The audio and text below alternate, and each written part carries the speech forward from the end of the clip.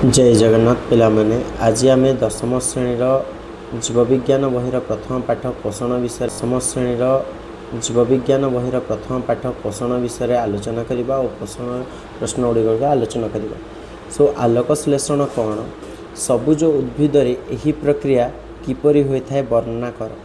आलोक श्लेषण होउछि एक प्रक्रिया जहाँ पत्र थिबा हरित उद्भिद एवं सबुज हरित और नीलहरित शैवालर सूर्यालोकर शक्ति को व्यवहार कर अंगारकाम्ल और जल ठारू शर्करा जातीय खाद्य प्रस्तुति करिथांती। एही प्रक्रिया रे अम्लजान उत्पन्न होता है। 6CO2 सहित जितेबाला 12H2O मिसी सूर्यालोक बा सनलाइट और क्लोरोफिल उपस्थिति रे शर्करा जातीय खाद्य बा C6H12O6 और H2O जल एवं 6O2 तो अंगारकाम्ल एवं जलर सम्मिश्रण रे शर्करा जातीय खाद्य जल और अम्लजान उत्पन्न होता है। सबुज उद्भिद रे आलोक श्लेषण प्रक्रिया सो उद्भिद रे थिबा पत्र हरित बा क्लोरोफिल सूर्यर आलोक को श्लेषण करिथाए। मूल माध्यम रे जल शोषित होई पत्र को पहुँचे। पत्रर द्वारा वायुमंडल अंगारकाम्ल ग्रहण करा जाए। क्लोरोप्लास्ट भितर आलोक शक्तिर सहायता जल और अंगारकाम्ल मध्य रासायनिक प्रतिक्रिया घटे और यह फल शर्करा जातीय खाद्य बा ग्लूकोज प्रस्तुत हुए एवं अम्लजान वायुमंडल को मुक्त करा जायଥାଏ। आलोक श्लेषणर दुईटी पर्याय रही, आलोक प्रक्रिया और अंधकार प्रक्रिया। आलोक प्रक्रिया क्लोरोप्लास्टर थाइलाकोइड झिल्ली रे होउतबा बेले अंधकार प्रक्रिया क्लोरोप्लास्ट स्टोमाटा रे घटी था। एहीपरि सबुज उद्भिद आलोक श्लेषण माध्यम निज खाद्य निजे प्रस्तुत कर पारती। द्वितीय प्रश्न, खाद्यर प्रकार भेद उदाहरण सह लेख। रासायनिक गठन एवं कार्य और शक्ति प्रदान को आधार कर खाद्य को 6 भाग में विभक्त कराई। श्वेतसार बा कार्बोहाइड्रेट शरीर को शक्ति जगाई थाए।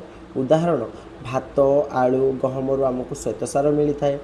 2 आसीगला पुष्टिसार बा प्रोटीन शरीर को वृद्धि एवं कोषर मरामती और क्षयपूरण में साहाय्य करिथाए।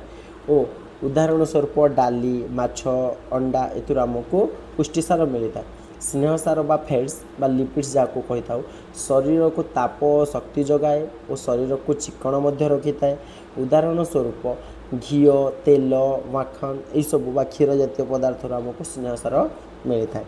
4 आसीगला धातुसार बा मिनेराल्स हाड़ और दांत को मजबूत करे धातुसार। उदाहरण लौह कैल्शियम आयोडीन एथुर आमको धातुसार मिलता है। 5 विटामिन शरीर को रोग सुरक्षा मिले बा शरीर में रोग प्रतिरोधक शक्ति वृद्धि करे। उदाहरण फल सबुज पनीपरिया आसीज शाग जल शेष आसला जल बा वाटर शरीर को समस्त कार्य सठिक भाव में चलबारे साहाय्य करे। उदाहरण स्वरूप पानी आउ फल रस जलर उदाहरण अटंती। तृतीय प्रश्न, परभोजी पोषण और परभोजी कौन और परभोजी पोषणर प्रकार भेद विषय बुझा। जो जीव माने निज खाद्य निजे प्रस्तुत करि पारंती नाही एवं खाद्य पाई अन्य जीव उपरे निर्भर करती सेमानंकु परभोजी कहा जाए। एमानंकर पोषण प्रणाली को परभोजी पोषण कहा जाए। परभोजी पोषण कहा जाए। परभोजीर पोषणर प्रकार भेद। प्रथम आसीज प्राणीसम पोषण होलोजोइक न्यूट्रिएंट्स। यही पोषण रे जीव खाद्य को ग्रहण कर पाचन करे एवं शोषण करे। प्राणीसम पोषणर उदाहरण मनुष्य कुकुर बिलेई एमाने सबू प्राणीसम पोषण। मृतोपजीवी पोषण क्या कहा जाए। यही पोषण रे जीव मृत बा पचा जैव पदार्थ को खाद्य भाव में ग्रहण करिथांती तेणु एमानंकु मृतोपजीवी पोषण कहा जाए। छतु बैक्टेरिया होचंती मृतोपजीवी पोषणर गोटे गोटे उदाहरण अटे। 3 परजीवी पोषण।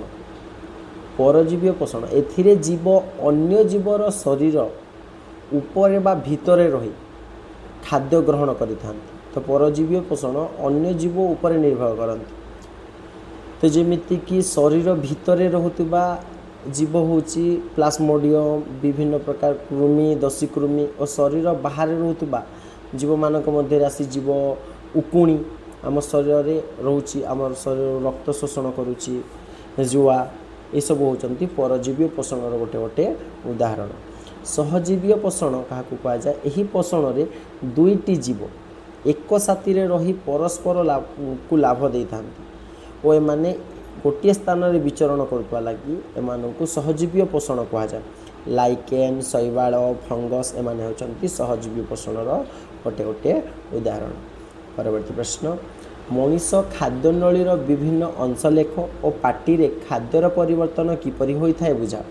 मनुष्यर गाठनिक खाद्य नली को गठन और कार्य अनुसार विभिन्न भाव में विभक्त कराई।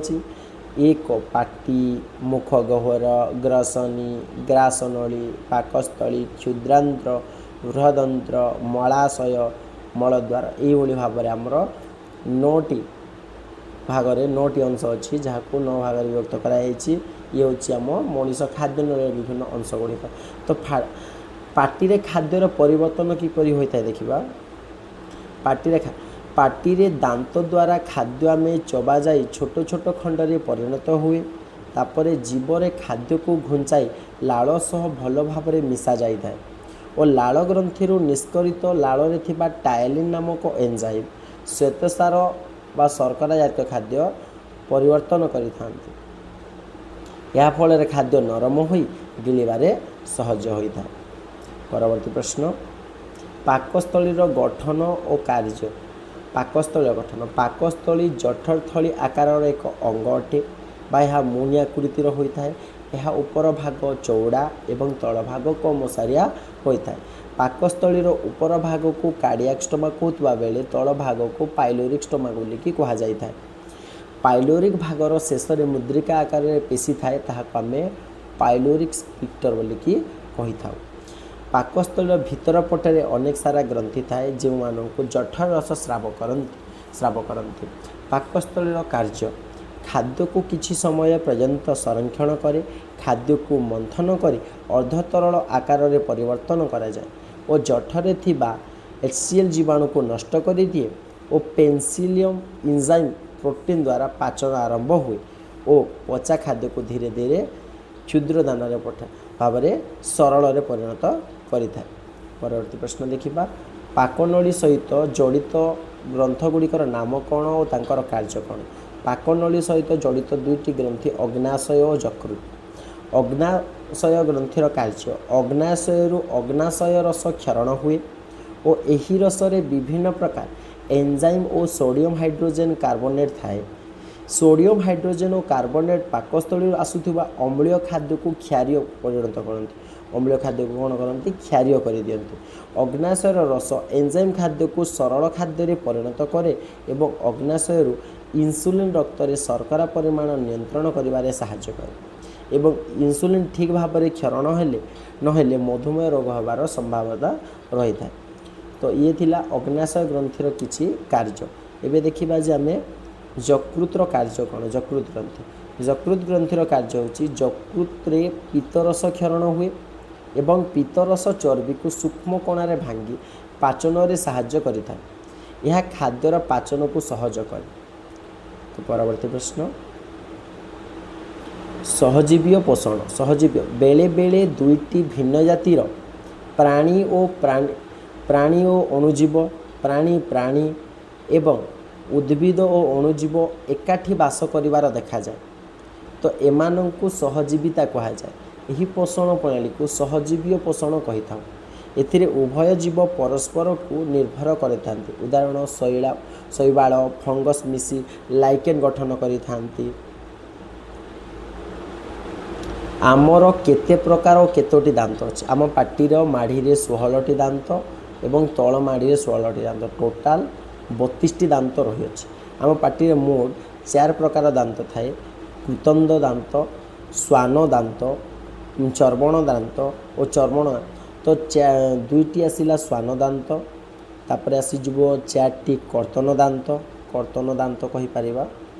कर्तन दांत श्वान दांत कर्तन दांत चर्वण दांत ଓ ପେଷଣ ଦାନ୍ତ ବୋଲିକି କୁହାଯାଏ।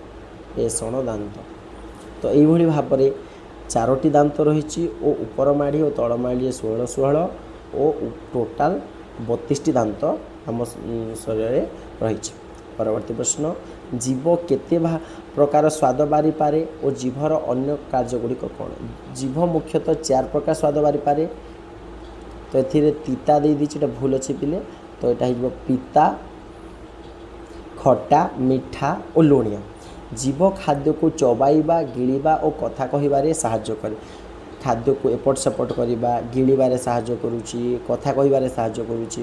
ଇଏ ଥିଲା ଆମ ଜୀବର କିଛି କାର୍ଯ୍ୟଗୁଡ଼ିକ। ପାକସ୍ଥଳୀର ଖାଦ୍ୟର ପରିଣତି କିପରି ହୋଇଥାଏ? ପାକସ୍ଥଳୀର ଭିତର ଆଚ୍ଛାଦନରେ ଅନେକ ଗ୍ରନ୍ଥି ଅଛି। ଏହି ଗ୍ରନ୍ଥିରୁ ପାଚକ ରସ ବା ଲବଣାମ୍ଳ ନିର୍ଗତ ହୁଏ। ପାଚକ ରସରେ ଥିବା ପେପ୍ସିନ୍ ଅମ୍ଳୀୟ ପରିବେଶର ପୁଷ୍ଟିସାର ଜାତୀୟ ଖାଦ୍ୟକୁ ସରଳ ପ୍ରୋଟିଓଜ ଓ ପେପ୍ଟୋନରେ ପରିଣତ କରେ, ଯାହାଫଳରେ ଲବଣାମ୍ଳ ଖାଦ୍ୟକୁ ଅମ୍ଳୀୟ ମାଧ୍ୟମରେ ଏବଂ ଜୀବାଣୁକୁ ନଷ୍ଟ କରିବାରେ ସହଜ ହୋଇଥାଏ ଓ ପାକସ୍ଥଳୀରେ ଖାଦ୍ୟ ଅର୍ଦ୍ଧତରଳ ଖାଦ୍ୟମଣ୍ଡରେ ପରିଣତ ହୋଇଥାଏ। ପାକସ୍ଥଳୀରୁ ଖାଦ୍ୟମଣ୍ଡ କେଉଁଠିକୁ ଯାଏ ଏବଂ ଅବଶୋଷଣ ପରେ ଅବଶିଷ୍ଟ ଖାଦ୍ୟର ପରିଣତି ଲେଖ। ପାକସ୍ଥଳୀରୁ ଖାଦ୍ୟମଣ୍ଡ କ୍ଷୁଦ୍ରାନ୍ତ ପର୍ଯ୍ୟନ୍ତ ଯାଇଥାଏ। ପ୍ରଥମ ଅଂଶ ଗ୍ରହଣୀକୁ ଯାଏ, କ୍ଷୁଦ୍ରାନ୍ତରୁ ଗ୍ରହଣୀକୁ ଯାଉଛି ଏବଂ ଖାଦ୍ୟର ଅବଶୋଷିତ ଭିଲି ଦ୍ୱାରା ହୁଏ ଓ ଭିଲି କ୍ଷୁଦ୍ରାନ୍ତ ପାଖରେ ଥାଏ। ଅବଶୋଷଣ ପରେ ଅବଶିଷ୍ଟ ଖାଦ୍ୟକୁ ବୃହଦନ୍ତ୍ରକୁ ପଠାଯାଇଥାଏ ଓ ବୃହଦନ୍ତ୍ରରେ ଜଳ ଶୋଷିତ ହେବା ପରେ ଅବଶିଷ୍ଟ ଖାଦ୍ୟ ମଳରେ ପରିଣତ ହୋଇ ଶରୀରକୁ ବାହାରି ଯାଇଥାଏ। ଆଲୋକ ପ୍ରକ୍ରିୟା ବୁଝାଅ। ଆଲୋକ ପ୍ରକ୍ରିୟା ବା ଲାଇଟ୍ ରିଏକ୍ସନ୍। ଆଲୋକ ପ୍ରକ୍ରିୟା ପାଇଁ କ୍ଲୋରୋଫିଲ୍, ଜଳ ଏବଂ ଆଲୋକ ଆବଶ୍ୟକ। କ୍ଲୋରୋଫିଲ୍ ଅଣୁଗୁଡ଼ିକ ଦୃଶ୍ୟମାନ ଆଲୋକ ରଶ୍ମିକୁ ଶୋଷଣ କରି ଶକ୍ତି ପ୍ରବାହ ଜରିଆରେ କ୍ଲୋରୋଫିଲ୍ ଅଣୁକୁ ଅଧିକ ଶକ୍ତି ସମ୍ପନ୍ନ କରେ। ଏହା ଫଳରେ ଜଳ ଅଣୁ ଭାଙ୍ଗି ଅକ୍ସିଜେନ୍, ପ୍ରୋଟନ୍ ଓ ଇଲେକ୍ଟ୍ରନ୍ ଉତ୍ପନ୍ନ କରନ୍ତି ଏବଂ ଏହି ପ୍ରକ୍ରିୟାରେ ଏଟିପି ଓ ଏନ୍ଏଡିପିଏଚ୍ ତିଆରି ହୋଇଥାଏ। ଆଲୋକ ସଂଶ୍ଳେଷଣ ପ୍ରକ୍ରିୟା ମୁକ୍ତ ଅକ୍ସିଜେନ୍ ବାୟୁମଣ୍ଡଳକୁ ନିର୍ଗତ ହୋଇଥାଏ। ଯେତେବେଳେ ଅକ୍ସିଜେନ୍ ବା O2 ବାହାରୁଛି ତାହା ଆମ ବାୟୁମଣ୍ଡଳକୁ ନିର୍ଗତ ହୋଇଯାଇଥାଏ। ଆଲୋକ ଶ୍ଳେଷଣରେ ରୁବିସ୍କୋପର ଭୂମିକା କ'ଣ? ଆଲୋକ ଶ୍ଳେଷଣର ଅନ୍ଧକାର ପ୍ରକ୍ରିୟା ବା କେଲଭିନ୍ ସାଇକେଲ ଆଲୋକ ପ୍ରକ୍ରିୟା ପରେ ଆରମ୍ଭ ହୁଏ। ଏହା ସହିତ ସମୟ ସାପେକ୍ଷ ଭାବରେ ଚାଲିଥାଏ। ଏହି ପ୍ରକ୍ରିୟାରେ ଅନେକ ଏନ୍ଜାଇମ୍ ଅଂଶଗ୍ରହଣ କରେ, ସେଥିମଧ୍ୟରୁ ରୁବିସ୍କୋ ସବୁଠାରୁ ମୁଖ୍ୟ ଏନ୍ଜାଇମ୍ ଅଟେ।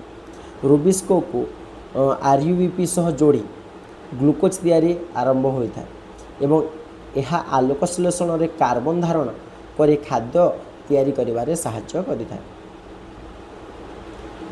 ଏବେ କିଛି କ୍ଷୁଦ୍ର ଉତ୍ତରମୂଳକ ପ୍ରଶ୍ନ ଗୁଡ଼ିକ ଦେଖିନେବା। ଅନ୍ଧକାର ପ୍ରକ୍ରିୟାରେ ଗୋଟିଏ ଗ୍ଲୁକୋଜ୍ ପ୍ରସ୍ତୁତି କରିବା ପାଇଁ କେତୋଟି CO2 ଆବଶ୍ୟକ ହୋଇଥାଏ? କାର୍ବନ ଡାଇଅକ୍ସାଇଡ଼ କେତୋଟି ଆବଶ୍ୟକ ହୋଇଥାଏ? 6ଟି। ଥାଇଲାକଏଡ଼୍ ଝିଲ୍ଲିରେ ପ୍ରଭାବିତ ହେଉଥିବା ଇଲେକ୍ଟ୍ରନ୍ ପରିଶେଷରେ କେଉଁଠାରେ ପହଞ୍ଚିଥାଏ? NADPରେ ପହଞ୍ଚିଥାଏ।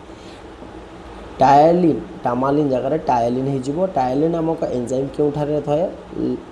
ଲାଳରେ ରହିଥାଏ। ଏଇଟା ଆମ ଶରୀରର କେଉଁଠି ଏକ ମିଶ୍ରିତ ଗ୍ରନ୍ଥି ଅଟେ? ଅଗ୍ନାଶୟ ହେଉଛି ଗୋଟେ ଆମ ଶରୀରର ମିଶ୍ରିତ ଗ୍ରନ୍ଥି ଅଟେ।